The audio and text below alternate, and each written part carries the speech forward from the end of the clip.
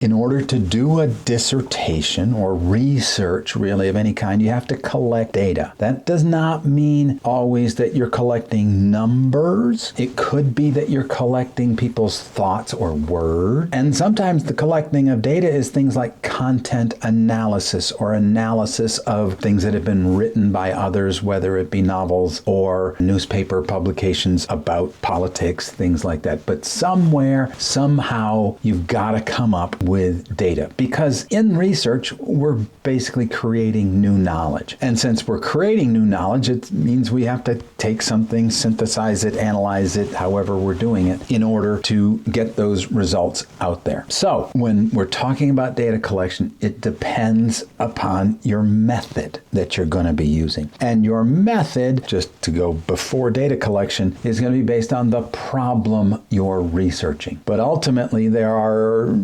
two, in my mind, methods, broad methods, and a third, which is a combination. So there's quantitative research, and that means looking at numbers. How did the stock market perform? How did people's blood pressure change? How did education test scores change? We're looking at numbers and analyzing those. Then there's qualitative, which is getting to people's perceptions, people's lived experience. Typically, those are going to be interviews of people. And then the third method becomes known as mixed methods, and that's using both a quantitative approach and a qualitative approach. No one approach is better than the other. No one approach is easier. I will say sometimes mixed methods can take longer because you're doing two different studies in effect, but you really want to find out the method that is going to allow you to answer your questions, your research questions. So if you're in your research questions, you're looking for statistical significance, you're doing a quantitative study. In your research methods, if you're looking for themes, you're doing a qualitative study. So where do we collect data? How do we get data? Well, again, first, what type of research am I doing? Quantitative, qualitative. And I want to think about this before I do my study, before I get my proposal into my committee. I want to be thinking, do I have access to data? Because I've been seen too many people over the years who move all the way through their first 3 chapters and then haven't thought about how they're going to get data or where they're going to get data from. And that's really, really important, because now you have to scramble and figure it all out. If you figure it out ahead of time, you're much better off, because you don't want to get to the point of having 3 chapters written and then find out, oh, I can't get the data. I've got to go back to my committee. I've got to go back to the IRB. So that's really important. So where am I going to get my data from? Do I know that it's already there? Do I know people to contact? Am I going to go through Facebook groups or industry groups, or do I have a contact at a company that's going to get me the data?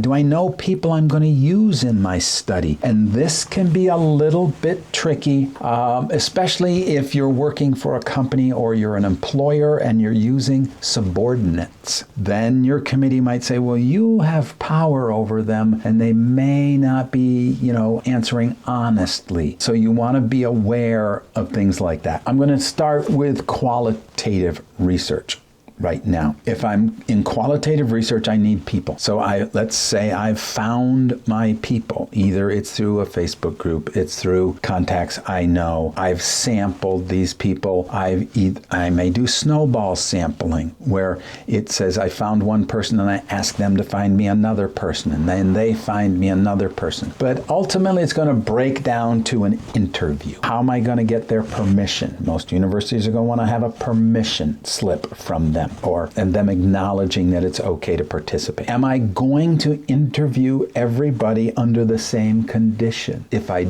don't, I've interviewed 4 in person and 3 on Zoom and 2 using Microsoft Teams. Your committee starts to wonder about the legitimacy or the consistency of collecting your data. So you'll want to try to collect data under the same conditions as everyone else. I'm going to record these interviews most likely. Might take some notes too, but it's hard to take complete notes while you're there. So I'm going to record them. How am I going to record this information? Am I going to use my phone? Am I going to have a recorder? Am I going to have software do the recording? So my computer on. Where I am, if I'm going to use my phone or my computer, am I going to have access to the internet? Or is there a cell phone reception there? These are things to check out ahead of time. And it's always good to have a backup, just in case something goes wrong in the middle. You're 80% of the way through with an interview and then you lose it, or you lose the ability to complete it. Having a manual recorder or something is a good thing to have as a backup. Now I've collected my data. I'm going to have to transcribe it, turn it into a document that can be analyzed. So if I'm going to transcribe things, there's a few ways to do that. I can do it the old-fashioned way and do it myself and listen and write it down and go back and listen and write it down and go back and listen and write it down. It saves you money, perhaps, but it can take hours to do this yourself. Just be aware of that. Or I hire somebody and they have a system where they listen to it, write it down, listen to it, write it down. It's going to take them a long time too, and it's going to cost you usually a decent amount of money to have them do that. And you're still probably going to go back through and check on them. Or today, with technology,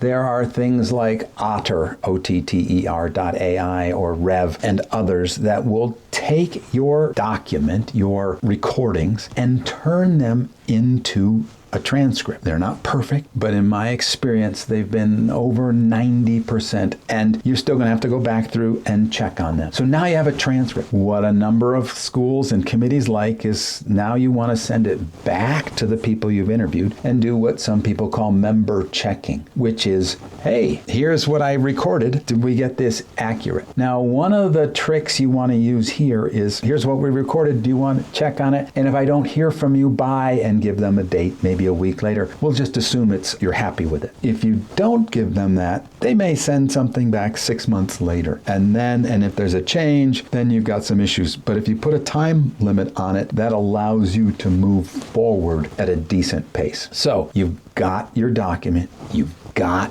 everything transcribed. Now, time to analyze. Well, many people use Braun and Clark's 6 steps. Familiarize yourself with the data, generate codes, generate themes, review the themes, name the themes, and start writing things up. You can do this. You can do it manually, which gives you a great familiarity with things, but it also takes a bunch of time. You can use software, and there's a bunch of them that are out there in no order. Atlas TI, Quirkos, NVivo, Deduce, MaxQDA. That's a number of them. They all work a little bit differently. I will say there's hundreds of videos online with YouTube on how to do this analysis with them. The best one to use is the one your school provides you for free. And you most likely have taken a methodology or research course in which they've asked you to use that software. So think about that. And I'd be remiss, Otter and Rev that do the transcription, sometimes they charge for this. Sometimes it's free depending on how much you're putting in there, but gosh, Otter last time I checked was like $20 for a month for unlimited usage, something like that. So you can get everything transcribed for $20. Something along that line. Okay, there's also something we've come across recently called Qualitative.io, and they will do the analysis for you of developing themes. No matter if somebody else does it for you, though, you have to be ready to answer questions on it if your committee asks. You get into your defense and your committee say, well, how did you develop themes here, or what themes came about, or what process did you use? You can't say, oh, Qualitative.io did it, I don't know. It's your work. You have to be ready for it. That's a quick run through of qualitative data collection and analysis. Before I run into quantitative, I guess I'll pause for a moment to see if there's any questions. So you're going to have, that's a really good question, you're going to have research questions, but those research questions are going to be supported by interview questions. And your interview questions should be such that they're open-ended. You don't want to ask, do you agree that Steve Tippins is the best looking dissertation chair you've ever seen? The answer to that is either yes or no. We all know it's yes, but it's either yes or no. You can't get much more information if you ask questions that have yes or no answers. So you want to have open-ended questions. You also want to be able to ask further questions. What do you mean by that? Are you explaining it? Is this what you're asking? So you can ask open-ended questions followed with follow-ups that allow you to get more clarity and more data. Setting up a schedule, sometimes it's a little outside of your control in that you want to get as many, your data collected. I need 12 responses, let's say, and I've budgeted that, Mondays and Thursdays are the best days for me, and you get people responding saying, hey, I can do it on Wednesdays. So you may have to be very flexible in your scheduling, but if you're not available at 2 a.m. ever, you can't do it at 2 a.m. So you find other people. You want to set up a schedule where you are as fresh as possible, meaning I don't want to schedule 9 interviews in a row, because by the 8th and 9th person, you may not be able to ask those probing questions. And those probing questions come about from having open-ended questions and a good knowledge of what you're looking for. If you're going deeper and deeper and deeper with someone, you better make sure you've gone deeper and deeper with almost everybody on those topics as well, because you don't want just one person defining everything for you. So setting up a schedule that works for you and planning ahead on that schedule is really important. So when you're preparing your proposal and you get to chapter 3, your methodology, or the typical chapter 3, you set that up where you're going to talk about every single step you're going to use and every tool you're going to use. So you're going to say, and I'm going to transcribe this using Otter.ai or Rev or whatever it is, and then I'm going to use NVivo or MaxQDA or Quirkos, whatever, to analyze the theme. So you put it as part of your methodology. So your committee knows everything you're going to do and every tool that you're going to use. Your committee is going to approve your research questions as well as your interview questions. When you have gotten them to answer your interview questions and fully answer them, and you've got good interview questions, that's when your interview is complete. If you think you're going to interview people in 10 minutes, you're probably wrong. You have to think about an interview being probably 40 minutes or so. 10-minute interviews, your committee's going to be suspect that you're collecting enough data. I also wouldn't think about having a 4-hour interview, because it's going to be really hard to get people to commit 4 hours. Setting things up so you're going to get everything you need starts with your research questions. I got these research questions or research question, and now I've got my interview questions. And before I even go out, will my interview questions provide me the information I need, the answers I need to be able to answer those research questions? If they won't, then you need more or new interview questions. So it's being prepared ahead of time allows you to then complete and answer your research questions, because that's the purpose of your research, is to get to those research questions. Now, quantitative research, numbers. And I've seen too many people say, well, I hate numbers, I hate math, whatever. I'm not going to do quantitative research. Neither path, as I've said earlier, is easier. They all have, work you're going to do. But quantitative research has a research question that says, to what degree is there a significant relationship? Things like that. So now I have to determine, I need to find data to do that. Secondary data. What that means is, if I'm looking at, for example, stock market prices, someone has collected stock market prices. Someone has collected student scores on SATs. Someone has collected data like this, and there are sources of this data, and that's what's known as secondary data. If you're going for secondary data to answer your questions, first, is it available? Okay.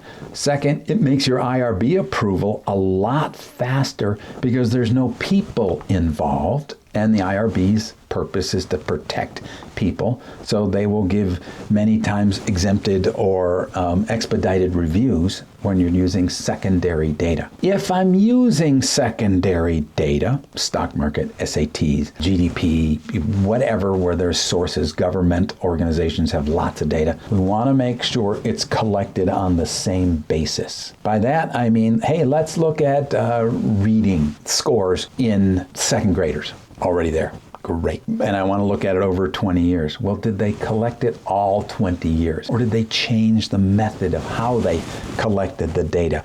Or in, 4 of the years, did they do second and third graders? I need that data to be consistent. So those are things we want to be looking at in the collection of secondary data. If I'm looking at primary data, it's typically going to be something like a survey. I'm going to send this out electronically. I'm going to send it out manually. I'm going to give people, paper, and they're going to fill it in on the paper.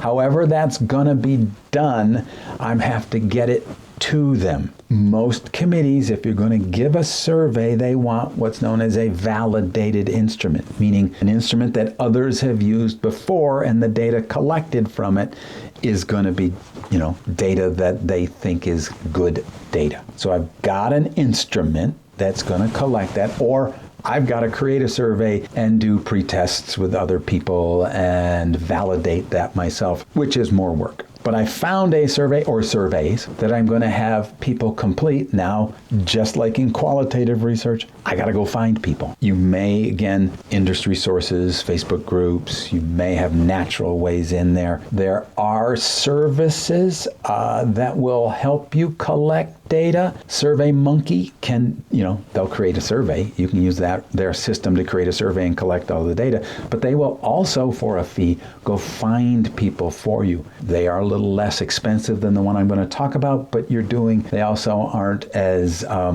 don't provide as many guarantees for finding people. Qualtrics is the other one, and they may charge you several $1,000s, but if they have the data, they will get you the exact people to respond and the number that you need. Now, the number that you need comes down to what's known as a G-power test. There's a number of calculations that go into it, but that will come up with, based on what you're looking for and the population, here's the number of responses you need, and it might be 142. So you need to go collect 142 data points, and then you're able to do your research or complete your research and your analysis. So I've got my people, either secondary data or people to survey. I send this information out to them and they respond. I have found that if you're dealing with people, if they haven't responded in maybe 4 days, they may not respond. You may have to send things out again or find other groups of people. That's why, again, prepare early, know about access early. As an aside, if you're dealing with the military and collecting data, even though they've told you they're going to do it, commands change, and it's difficult at times to get them to provide data they even have said they're going to provide. So you have to think about that in your timing. I collect all my numbers. Now I have to look at that data. Does it look right? Hey, I got my 142 responses, but 9 people didn't answer all the questions. So that means I need 9 more surveys. I need 142 complete surveys. So you usually shoot for more. Did they answer cognitively? Did they think about their answers? You're going to find now, I've had a number of clients who've had issues putting something out on Facebook, and they'll get 700 people respond, of which maybe 18 are real people responding and providing, saying, yeah, I want to do it. So I've gotten all my data. Is it good data? Well, that's why we do scatter plots and see if things are normally distributed. So we look at the data to see, is it reasonable data? We want to find out the distribution of the data, because the next step in the process is the analysis, and the analysis means doing some sort of statistical test. And doing statistical tests, one of the great questions that they're going to ask in your defense is, oh, did you meet the underlying assumptions for this regression analysis? Meaning, was the data normally distributed? Was it, and every statistical test has underlying assumptions. So you want to make sure that the data you have meets the underlying assumptions or can be transformed into meeting the underlying assumptions. Now, by that I mean you will, there are a number of test regression, for example, that one of the underlying assumptions is the data is normally distributed. But maybe your data isn't normally distributed, but if you take the log of that data, it's normally distributed then. Well, then you're going to do a logistic regression test. So it's understanding what you have. Or if you're violating the underlying assumptions, then you find tests that are more powerful. Parametric tests are really powerful, but if their underlying assumptions aren't met, then we go to non-parametric tests, which are more powerful for their types of assumptions. So this is all part of our analysis of data. When we have it. Now I've got my data already. I understand what tests I'm going to use. Now I plug it in.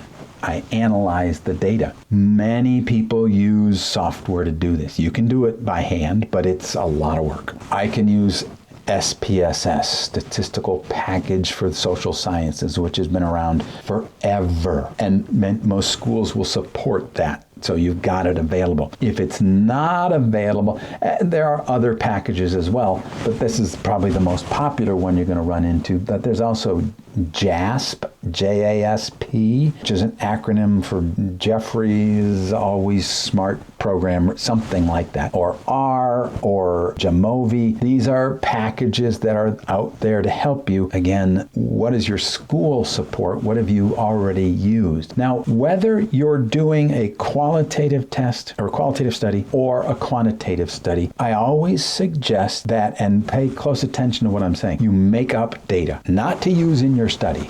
Ahead of time, make up a response to a survey, and two of them, let's say. And let's find some secondary data that's made up, or interviews that have been made up, and plug them into the software you're going to use. Not for any results, but so you can figure it out. What do I do next? What step is followed? What happens here?